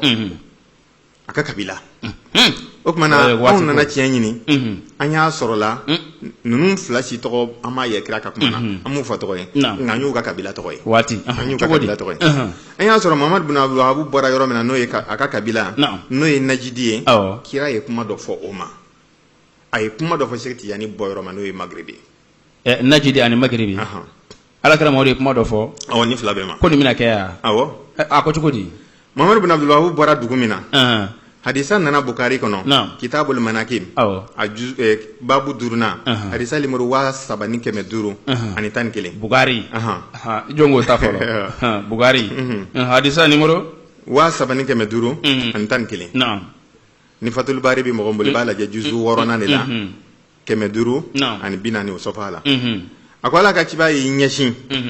yarɔ n y'a fɔ n k'a ka sigiyɔrɔ in jalasa fil mashriq kira ye kuma dɔ fɔ mashriqi kan Seku Tijani sigira Maghrib la kira ye dɔ fɔ Maghrib kan o kuma na a ko Bukari nana n'a ye a ko Ala ka ciba ala innal fitnata hahuna yushiru ila al mashriqi min haythu yatlau qarnu shaytan a ko an ɲɛ bi yan na a ko fitna bi yan de shaytan biɲɛkolo bɛna bɔ yan de o kuma na o ye mashiriki ye o ye a fan ye nka dugu tɔgɔ ma fɔ fɔlɔ a bɛ Bukari fana kɔnɔ hadisa numéro 7000 ani 92 7000 ani 93 ale Bukari kelen kɔnɔ babu badil khalqi o bonna 11 na sifatu iblisa wa junudi hadisa numéro 7000 ani 279 ni Fatul Bari do juzu 6 na ayiwa furanye 776 nga mbe ka di kitabu mun kono o matbatu daril ma'rifa de Beirut o mana ko Ala ka ciba yi ɲɛsin kɔrɔnyan fa in fɛ a ko ha innal fitnata ha huna haythu yatlau qarnu shaytan a ko fitna biyande shaytan biɲɛkolo bi boyan ayi bolo sin sharko inde man ma fɔ n ko Mamadu bin Abdul Wahab sigira kɔrɔn fɛ ayi bolo sin kɔrɔn fɛ nga dugu tɔgɔ ma fɔ o la waati banna a sigira sigida min kɔnɔ sa a sɔrɔla ka na fɔ Ala kira ye u ye dugawu kɛ don dɔ la a ko Allahumma barik lana fi shamina wa fi yamanina qalu wa fi najdina qala hunalika zalazil wal fitan wa biha yatlau qarnu shaytan a ye dugawu kɛ a ko Ala barika don shamina anw silamɛw ka shami barika don an ka yamanina an silamɛw ka yamani mɔgɔ dɔw tun b'a kɛrɛfɛ u ko Ala kira a ko an ka najidi fɛnɛ bɛ yen n'o ye Muhamadu bin Abdul Wahab bɔdugu ye kira y'a kɛ i n'a fɔ a ma kuma ye mɛn kuma sera 2 ni 3 ma kuma min na a ko hey i kan bɛ ko n ka dugawu kɛ dugu min ye e b'o dugu in dɔn wa hunalika zalazil o kɔrɔ a ko silamɛya yɛrɛyɛrɛli ka dugukolo yɛrɛyɛrɛ silamɛya kɔnɔ k'a bɛ bɔ dugu in de la wal fitan a ko ka fitinɛ don silamɛya kɔnɔ a bɛ bɔ o dugu in de la wa biha yakruju qarnu shaytan a ko shaytanɛ biɲɛkolo a bɛ bɔ o dugu de la ko shaytanɛ biɲɛkolo k'a bɛ bɔ o dugu in de la o kuma na sisan nin bɛ Bukari kɔnɔ hadisa numéro 7000 ani 94 ayiwa hadisa numéro 7000 ani 94 an ka ɲɛmɔgɔw ye ci bila ka na ko an ka dasa kan ko fɔ fitiri parce que a se bɛ yɔrɔ min na sa k'a kana bila awɔ o kuma an ka taa dɛ dalu jɛlen an ka taa i m'a fɔ ko i dalen don Bukari de la Bukari kɔni e ɲɛ arakumu ta koyi ni kuma in kɔni bɛ Bukari kɔnɔ n bɛ taa sɛgɛsɛgɛ Fatul Bari n bɛ taa ɲɛɲini kosɛbɛ o kuma na a ye yɔrɔ ta fɔ cogo min na ko mashiriki ani shariki awɔ nka sisan a sera dugu tɔgɔ yɛrɛ ma net dugu tɔgɔ Najidi hadisa k'a fɔ ko Najidi k'a ta tɔgɔ ma ko hadisa numéro 7000 ani 94 a bɛ Bukari kɔnɔ hadisa numéro 7000 ani 94 i y'a faamu o kuma na muslimu fana bɛ na ni hadisa in ye na cogo caman na ashiratu saati i bɛ hadisa in sɔrɔ kɔnɔ babul fitnati minal mashriqi haythu yatlau qarna shaytan o kuma na muslimu ka hadisa numéro 2995 nka o ni Bukari ta in u ye ɲɔgɔn bila dɔɔni muslimu fana nana ni kuma kelen ye fɔcogo dɔ la min ni Bukari ta bi fɔ ɲɔgɔn kɔ dɔɔni o ye jumɛn ye nka Bukari hakili to a la dɛ i m'a fɔ ko Bukari ko Najidi k'a ta tɔgɔ ma ko shaytanɛ biɲɛkolo bɛna bɔ yen ko shetane biɲɛkolo de bɛna bɔ yen hadisa dɔ la ko biɲɛkolo fila ayi muslimu ta de ye muslimu ta de ye voilà muslimu de ko ko haysu yakhruju karna shaytani ko shetane biɲɛkolo fila de bɛ bɔ yen o kumana Bukari ko hadisa biɲɛkolo shetane biɲɛkolo bɛ bɔ yen muslimu ko shetane biɲɛkolo fila bɛ bɔ yen naam o ye sahihayni a bɛ Bukari kɔnɔ a bɛ muslimu kɔnɔ naam o kumana sisan haysu yatlaw karnu shaytani o nana siɲɛ 4 muslimu kɔnɔ i n'a fɔ Bukari ta yen siɲɛ 4 o y'a kɛ shetane biɲɛkolo 1 ye naam haysu yatlaw karna shaytani o nana siɲɛ 2 muslimu kɔnɔ naam o kumana o ye min fɔra Muhamadu bin Abdul Wahab ka sigida ma nka Sheikh Ahmad Tijani o bɔra yɔrɔ min na n'o ye Maghreb o kumana Ala ka ciba ye mun f'o ma a ko la yazalu ahlul gharbi zahirina ala alhaqi hatta takuma sa'a la yazalu ahlul maghribi zahirina ala alhaqi hatta takuma sa'a o waati a kun wele ko Maghreb de ko Ala ka ciba bi mun bɛna kɛ a y'o de dɔn Allahu akbar hali Ala kira ka misiri jɔlen bɛ sisan k'a pɛntiri kira y'o bɛɛ fɔ ko ni Masihu Dajjal nana ko a bɛ n'i ɲɛsin ko haza Masiru Ahmada a bɛ n'i ɲɛsin misiri jɛma ma ko ni Ahmadu ka misiri ye o don kira faratura o y'a sɔrɔ misiri ma pɛntiri o Allahu akbar nka ma pɛntiri bi yan kosɛbɛ o kumana ko in bɛna kɛ dati min na kira y'o de fɔ i bɛ nin sɔrɔ kitabu suruman dɔ la ko Bugiyatul Muslim i b'a lajɛ a fura Bugiyatu kulli muslimin Bugiyatu kulli muslimin Usman Kalapo ta ko tɛ dɛ Bugiyatu kulli muslimin o ye arabu dɔ ka dilannen o y'an ka mɔgɔ o kumana furanɲɛ 100 ani 75 ani furanɲɛ 200 ani 40 ani 2 i b'a 2 bɛɛ y'o kɔnɔ shetane biɲɛkolo 2 bɛna bɔ yɔrɔ min na o bɛ numéro 200 ani 42 shetane Cheikh Ahmad Tijani ka yɔrɔ olu bi yenge tiɲɛ sanfɛ fo ka taa se don laban ma i b'o sɔrɔ 175 kira de ye nin fɔ a 2 bɛɛ bɛ Bugiyatu Muslim kɔnɔ ni Bukari t'i fɛ Muslim t'i fɛ taa sugu la sini n'i taara ni 200 i bɛ Bugiyatu kulli Muslim sɔrɔ Bugiyatu kulli muslimin ani Bugiyatu Muslim o tɛ kelen ayi Bugiyatu Muslim o ye kalafo ka dilannen nka Bugiyatu kulli muslim o y'anw makan ka anw da ye awɔ o kumana sisan ni mago bɛ mun na ni cɛ 2 ye ɲɔgɔn sɔrɔ a sɔrɔla kira ye dɔ fɔ ninnu ka dugu ma a sɔrɔla a ye dɔ fɔ ninnu fana ka dugu ma n'aw ma tiɲɛtigiw ni ɲɔgɔn cɛ n'a ye hadisa 2 in ta k'a lajɛ tiɲɛtigi bɛ dɔn a tiɲɛtigi tɛ dɔn bon an k'o bila kira ka hadisa yɛrɛ kumaden an k'o lajɛ a ko yatlaw karna shaytan walima karnu shaytan a ko shetane biɲɛkolo bɛ bɔ e fɛ ni shetane biɲɛkolo bɔra a b'a kɛ ka jɔn de tun kafiru wa shetane mana biɲɛkolo a fɔra shetane de ye o a bɛ sɔn ka kafiru tun wa ayi a bɛ silamɛw de tun n'a ye a tɛ dunufɔla tun dɛ ayi a tɛ balanfɔla tun dɛ a bɛ silamɛw de tun awɔ shetane kɔni a ko bɛ sin silamɛw de ma kɛrɛnkɛrɛnnen ɲɛna minnu ko Ala ko u sigi Ala u wuli Ala shetane b'olu de kɛlɛ cɛ min ye Cheikh Ahmad Tijani fadenya a fana bɔra min kɛ a ye jɔnw de kɛlɛ diɲɛ kɔnɔ ni silamɛw tɛ silamɛw ni mɔgɔ ɲumanw ni waliyu u dama de tɛ yan jɔn min ko an ka mɔgɔ ɲuman kaburu kari kɛ a y'a fɔ k'an ka boliso ci yan a ko de ko an ka taa mɔgɔ ɲuman kaburu kari k'o de ye boliso ye seekuw yɛrɛ de ye boliw ye o kumana ale ye seekuw de kɛlɛ ka waliyuw de kɛlɛ ka mumunuw de kɛlɛ ka lahɔrɔmako de kɛlɛ an kana kuranɛ barika ɲini a tɛ daga an kana alakira barika ɲini o y'a tɛmɛtɔ y'a dan kan o kumana ni shetane ye biɲɛkolo sɔrɔ a bɛna fɛn sanumanw de kɛlɛ a t'i dunufɔla kɛlɛ dɛ a b'a kɛlɛ wa olu y'a ka baarakɛdenw de ye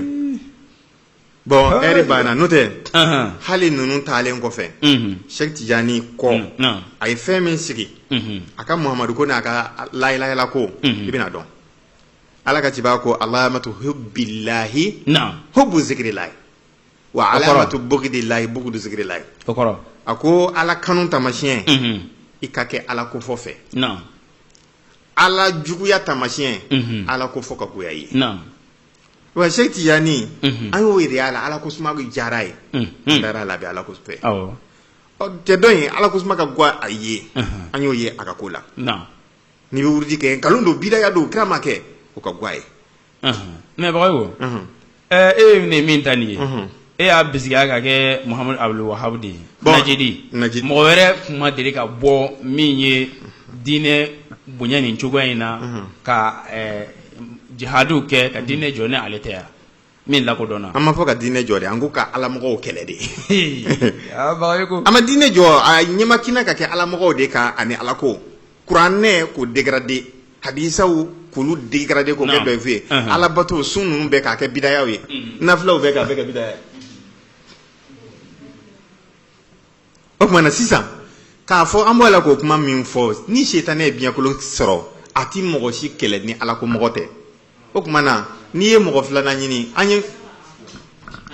ne y'o d'e ma n'i ye mɔgɔ filanan d'i ma o b'i tɔ sɔn ja dɛ mɔgɔ dɔ kɔnna a ɲɛ o fɛnɛ ɲɛmakina ka kɛ alamɔgɔw kan nin cogo in na o ye Hajjaju bun Yusufi Sakafi Sakafi ale do kɛ ale bɔra dugu de la a fɛnɛ ma jotigi kɛlɛ a ma bolitigi kɛlɛ ale ta kɔni kɛra a k'a fɔ k'i ye silamɛ ye silamɛ ɲuman dɔrɔn ni e kɔni yera silamɛ tɔw cɛla ko e ka tɛmɛ silamɛ tɔw kan tactics ale ye min kɛ nin fɛnɛ y'o de kɛ ka silamɛ gbengben i silamɛ ɲɔgɔn gbengben Hajjaju bun Yusufi de y'a kɛ ka i silamɛ da k'a kantigɛ i n'a fɔ sɛ Hajjaju bun Yusufi de y'o kɛ o tuma na n'i y'a bɔ nin kan ko yala mɔgɔ wɛrɛ m'a ɲɔgɔn kɛ yan Hajjaju bun Yusufi y'a kɛ o tuma na hali ni Hajjaju y'a kɛ o bɛ musilimu ka riwaya de tiɲɛtigiya yira ko karna setani ko setanɛ biɲɛkolo 2 o tuma Hajjaju bun Yusufi y'a biɲɛkolo 1 ye o ye silamɛw de faga o ye walijuw de faga sahabaw mɔgɔ ɲumandenw o y'olu de faga o tuma na ni biɲɛkolo 2nan n'a sɔrɔ a la ale ye min kɛ ni mɔgɔ min y'o ɲɔgɔnna kɛ don ayiwa n bɛ hakili bi jigin dɔ y'a fɔ Samatiyani i ye min fɔ a kan a kɔrɔ ko Alakira Mamadu ye min fɔ a ko Magribukaw a ko diɲɛ ti wuli fo k'a sɔrɔ jamakulu dɔw bɛ Magreb olu yengelen don tiɲɛ de kan olu bɛ tiɲɛ de kan fo ka se diɲɛ wuli ma tiɲɛ t'i tila olu la o tuma a ye Magreb min fɔ dɔ bɛna fɔ ko Magreb ko pays du Maghreb ko an y'o dɔn k'o tɛ dugu kelen tɔgɔ ye ko pays du Maghreb kɔni ko o ye tilebinfɛ jamana bɛɛ tɔgɔ ye o tuma na o tigiw k'a faamu tubabu ka tɔgɔ ani anw ka tɔgɔ o tɛ kelen Maghreb capitale tɔgɔ ye Darul Bayda tubabu m'a fɔ a ma Darul Bayda o ko Casablanca anw ka dugu dɔ bɛ yen ko Misra tubabu m'a fɔ a ma Misra o a ko a ma Egypte o tuma na ni tubabu kalanna min bɛ ti Maghreb dɔn o la ko fɔ k'a fɔ Maroc Maroc t'a tɔgɔ ye koyi Maghreb de y'a tɔgɔ ne yɛrɛ tun bɛ nin ɲininka o de la Maghreb de y'a tɔgɔ ye wa k'a fɔ ko pays du Maghreb k'o tɛ dugu kelen ko ye n'i y'a mɛn ko Segu jamana Segu kɔni e bɛ se k'a fɔ k'o tɛ dugu kelen ye i ye tiɲɛ fɔ mais ni Segu jamana ma kɛ dugu kelen tɔgɔ ye a bila e kunna dugu dɔ kɔni bɛ sɔrɔ a cɛ la min tɔgɔ ye Segu n'a fɔra ko Jɛnɛ jamana e k'o tɛ dugu kelen ko ye a bɛ se ka kɛ Jɛnɛ jamana tɛ dugu kelen ko ye mais dugunin dɔ bɛ sɔrɔ a cɛ la yen min tɔgɔ kɔni ye ko Jɛnɛ o tuma n'a fɔra ko pays du Maghreb k'o tɛ dugu kelen tɔgɔ ye mais i ka da la dugu dɔ bɛ sɔrɔ pays du Maghreb kɔnɔ min yɛrɛ de tɔgɔ ye ko Maghreb sɔnna wa o tuma na heure banna n'o tɛ ɲininkali laban bɛ yan n tɛ se ka bila tan ni hadisa minnu filɛ n'i y'a bɔ Bugiyatu kulli muslimu kɔnɔ ani y'a bɔ muslimu yɛrɛ kɔnɔ ani y'a bɔ Bugari kɔnɔ i y'a faamuya bon ne ko ne bɛ ɲininkali kɛ Magan Ngaw minnu ye kalan kɛ ka hadisaw kalan ka kuranɛw durusi n'i y'a jateminɛ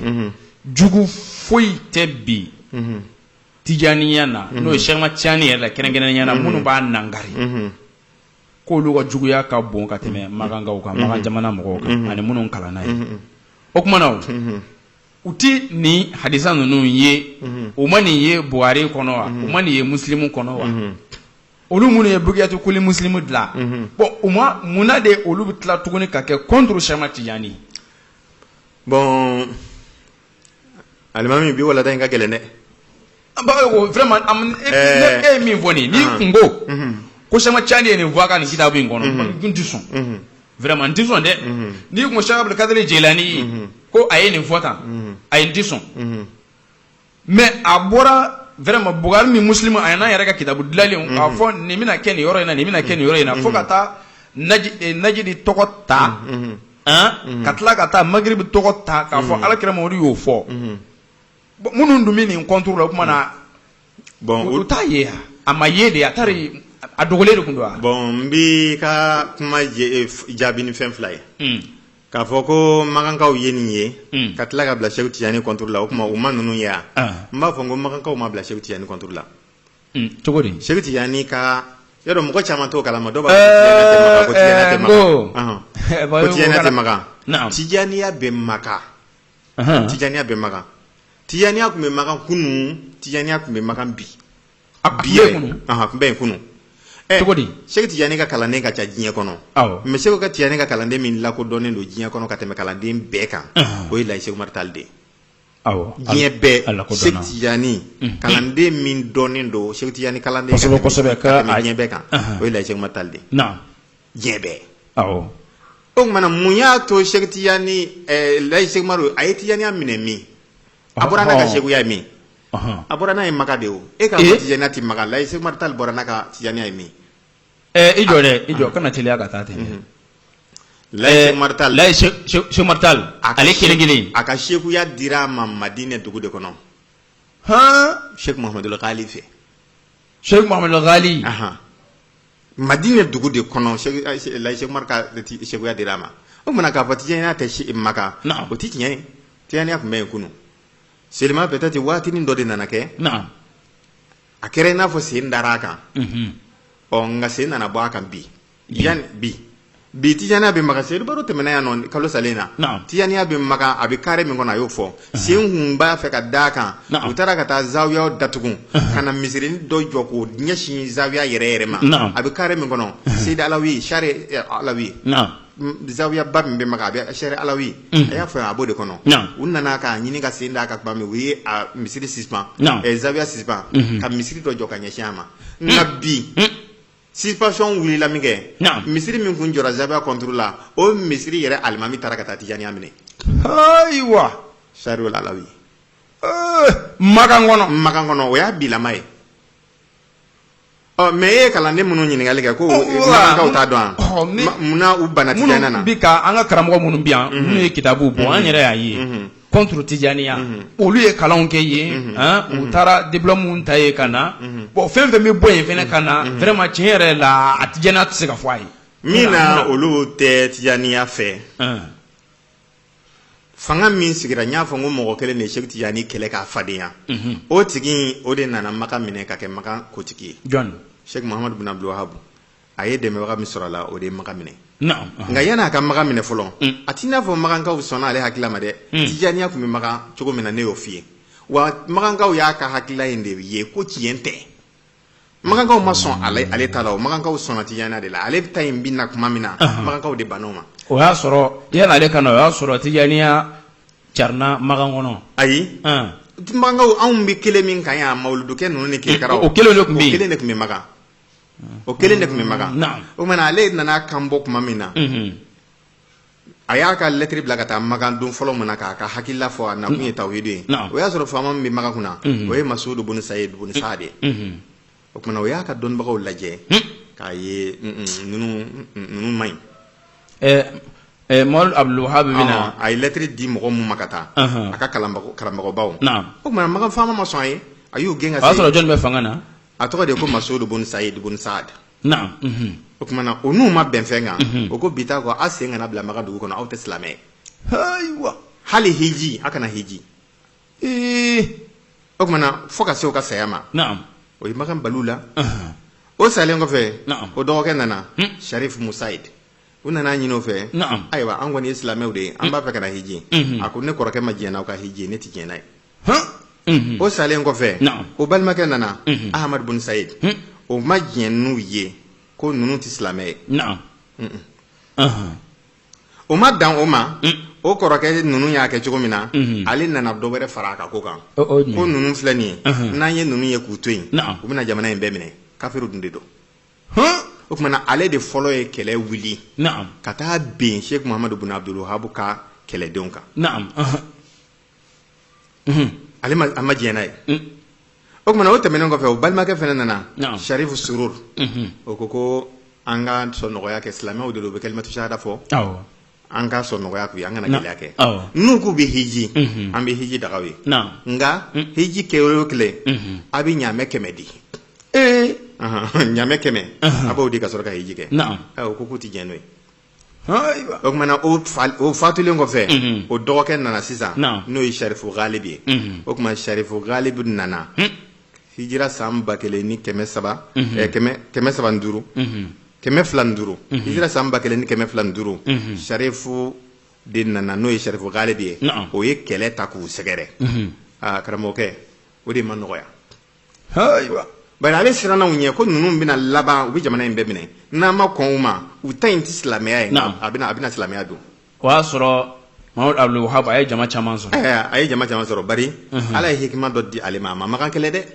an k'a fɔ tiɲɛ yɛrɛ la a ma makan kɛlɛ makankaw de benna a kan hala a bɛna makan minɛ don min na a ma sɔn ka don ni maramafɛn makan Allahu Akbar bari ni mɔgɔ min bɛ tariki kalama a tɔgɔ ye de alamu tara keifa n'o b'i kunna sɔn ka makan kɛlɛ Allahu Akbar o kumana hijira san 1219 o y'a sɔrɔ u ye kɛlɛ min kɛ a bɛ kɛlɛ 50 ani dɔɔnin bɔ nka a kɛlɛ 50 nin kɔ bɛɛ tiɲɛ yɛrɛ yɛrɛ la makankaw de bɛ taa bin Mahamadu bin Abdul Wahab ka jama kan a ma kɛlɛ ta ka bin makan kan nka makankaw ka taa bin a kan o de b'a yira i la ko makankaw tun ma da ka taabolo la o ye tiɲɛ nka ala nana o y'a sɔrɔ Bugari bɛ yen Muslim sɛbɛden don o kumana ayiwa o kumana an bɛ min na bi u kun dalen dɔ de la hijira san 1219 a taara ka taa kɛlɛ jama kɛ ka makan entouré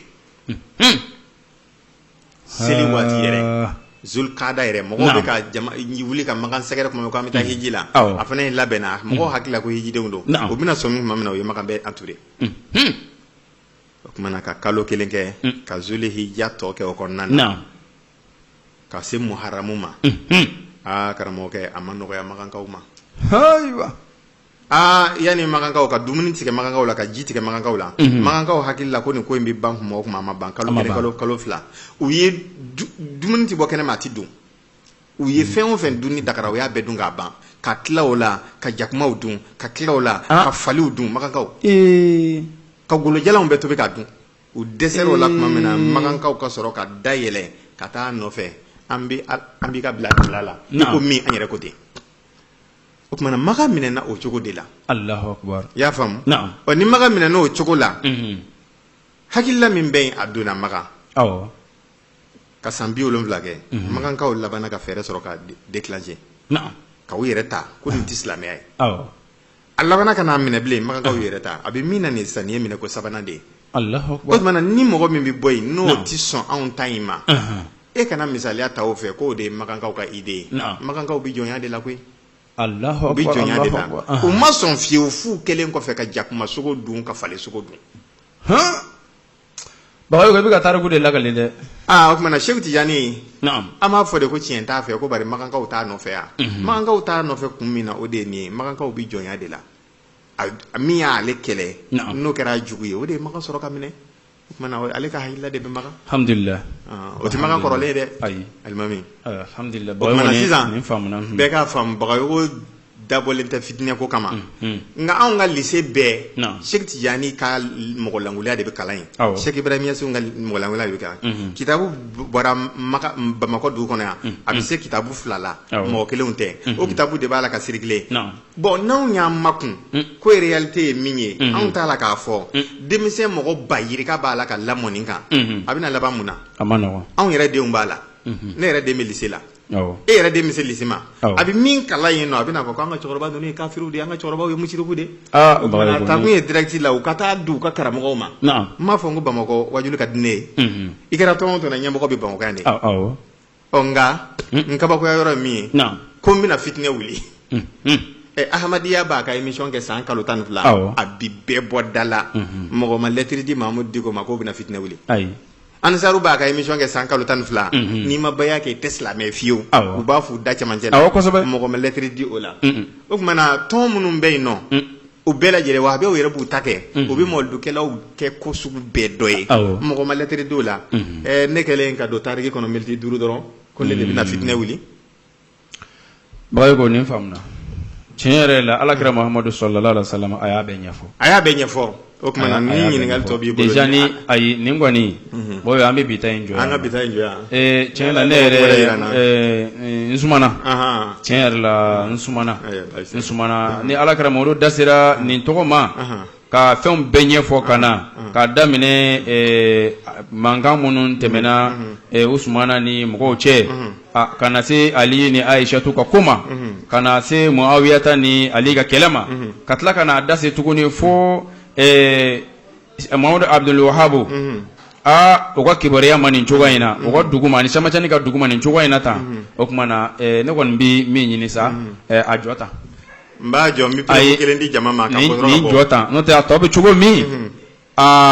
n ko n bɛ perewu kelen di jama ma an bɛna ɲɔgɔn sɔrɔ yan don wɛrɛ an tɛna ɲɔgɔn sɔrɔ an t'a dɔn mɔgɔw ka Cheikh Ahmad Tidiane kɔ lajɛ Cheikh Ahmad Tidiane ye zawiya de jɔ a ka zawiya o zawiya n'i taara yen ti foyi ye yen Muhammadu Aliyu Hasani Hussein kɔ o kɔni o ye tiɲɛ Cheikh Tidiane ka seku o seku n'i taara ka sɔrɔ Muhammadu tɔgɔ 4 Muhammadu Awal Muhammadu Sani Muhammadu Salis Muhammadu Kamis Muhammadu 1 Muhammadu 2 Muhammadu 5 Muhammadu 6 Cheikh Tidiane ka du zawiya bɛɛ o bɛɛ ye Muhammadu Hadi Muhammadu Mustafa Muhammadu Mujtaba Muhammadu Muntaka Muhammadu Murtakada Cheikh Tidiane ka so bɛɛ o bɛɛ ye mais minnu filɛ nin ye ni a ye fanga min sigi k'a daminɛ u tile la fo ka se bi ma san 200 dɔɔni a masakɛ bɛɛ tɔgɔ bi ne bolo ne ma Abubakar tɔgɔ y'a la ma Umaru tɔgɔ y'a la ma Usmana y'a la ma Ali y'a la aw de ko a bɛ la kira fɛ a bɛ la kira ka sahabaw fɛ n'i bɛ fɛn Bayogo a ka ɲi tan a bɛɛ tɔgɔ bɛ n bolo yan Bayogo min ye fanga kɛ date min na o de don Bayogo a ka ɲi tan o kumana don wɛrɛ bɛ yira an na wa don wɛrɛ tɛ yira an na ayi nin kɔni Bayogo an bɛ nin ɲininkali in jɔ yan pewu ne kun y'a dɔn yɛrɛ n tɛ nin ɲininkali in tiɲɛ yɛrɛ la basabu a ka ɲi tan ni Ala sɔnna an da bɛna se ɲininkali wɛrɛw ma min tɛ nin ye Bayogo foli kɛ alhamdulillah foli bɛ lamɛnbaga bɛɛ lajɛlen ni min ye kasɛti in sɔrɔ o ka ɲɛ ma o k'a di Mamudu Diko ma ko baga ko fitinɛ wuli min ko nin de don o kumana an ka foli bɛ lamɛnbaga bɛɛ lajɛlen ye Ala ka lɔgɔkun wɛrɛ yira an na wassalamu alaikum warahmatullahi wabarakatuh aya Bayogo ka numéro ni Ala sɔnna an bɛn'o di Bayogo ka numéro di ka segin a kan inchallah ni mɔgɔ min bɛ Bayogo ka numéro nɔfɛ o kumana i b'a lajɛ ka bigi ta ka gɛrɛ i la a ka Orange 75 93 91 07 a fɔ kelen kelen 75 93 91 fu 7 Malitɛli 67 53 95 20 ne yɛrɛ Demba Jara ka numéro 75 22 24 23 o kumana an bɛ saya bɛɛ lajɛlen fo ka bɛɛ wele ɲuman dɔn ka ɲini aw fɛ ni Ala sɔnna Ala k'an bɛ alamisa wɛrɛ émission heure yɛlɛmana a bɛ daminɛ 4h15 awɔ o ma se fɔlɔ awɔ an b'a lase silamɛw fana ma ni Ala sɔnna Sheikh Mundiru Hayidara a ka kɛnɛ in an ye arajo kura sɔrɔ ka fara nin kan Kati awɔ arajo bɛlɛ kan ni Ala sɔnna juma 11h 10h 11h ka se midi ma 11h ka se midi ma Bayogo ni anw yɛrɛ inshallah an bɛ yen fana ɲɛnamaya k'a lase an kanubagaw bɛɛ lajɛlen ma o kumana hali bi u ka dugawu sama ma assalamu alaikum wa rahmatullahi ta'ala wa barakatuhu Bayogo numéro in faamuna a faamuna assalamu alaikum wa rahmatullahi wa barakatuh barakatuh البركة شيخ المنير البركة شيخ المنير البركة شيخ المنير